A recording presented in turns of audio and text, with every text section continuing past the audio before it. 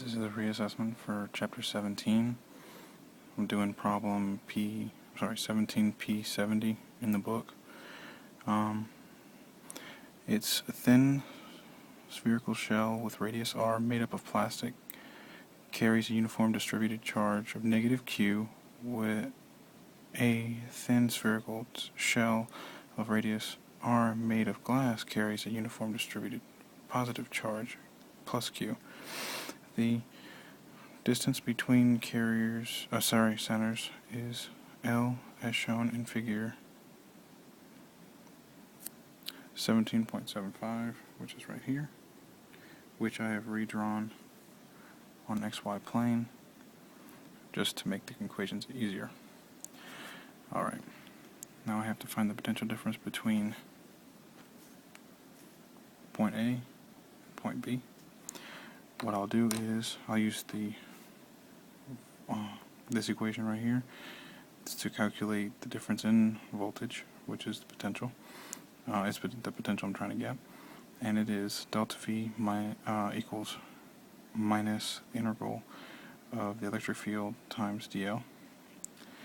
And since we're inside of the glass sphere, the charges inside of it cancel its own electric field on the inside, and we only have to account for the plastic sphere's electric field. So when we do that, delta V equals negative integral from L to L plus delta x AB right here. And the equation would be 1 over pi epsilon naught times negative q over x squared dx. And I get that by putting by plugging these into the equation that I got by putting the problem on a XY plane. And when I do that, the integral turns out to be the difference in voltage turns out to be 1 over pi epsilon naught times negative q over L plus delta x AB minus negative q over L. And then it asked me in part B to find the potential difference between B and C.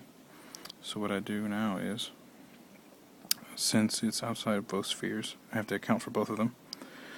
So I use the same equation, but since it's VC minus VB, because it's final minus initial, I just basically make two equations. So now it'll be negative integral of the electric field because of the plastic sphere times dl minus the integral of the electric field due to the glass sphere times dl.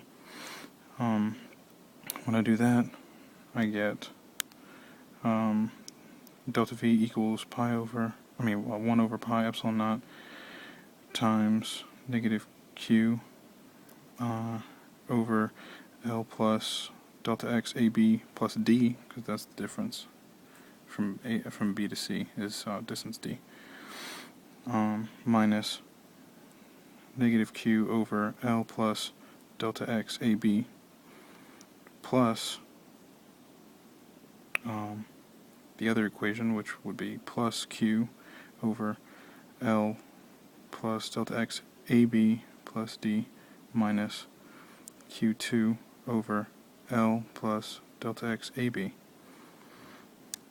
And then, let's see, that's what I got, but I got that by integrating this equation first for the glass sphere, right here, and getting this, and basically plugging in to the one I got up here.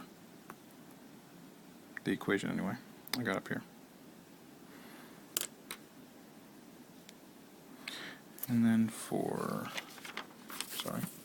part C, it asks, suppose the shell was replaced by a solid metal sphere with radius R2 carrying charge plus Q2. Would the magnitude of the potential difference between VB and minus VA be greater, less than, or the same as it was with the glass shell in place? Explain.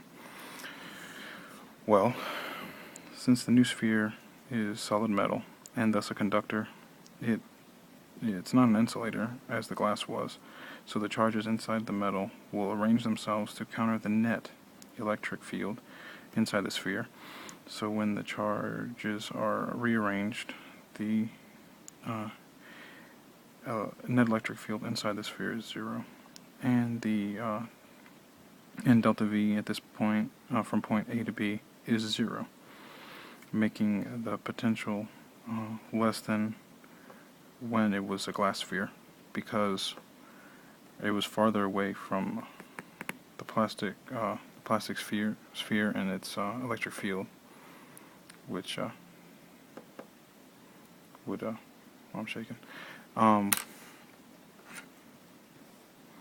would make this potential higher before than it is now, because there is none now. Alright, that was my reassessment.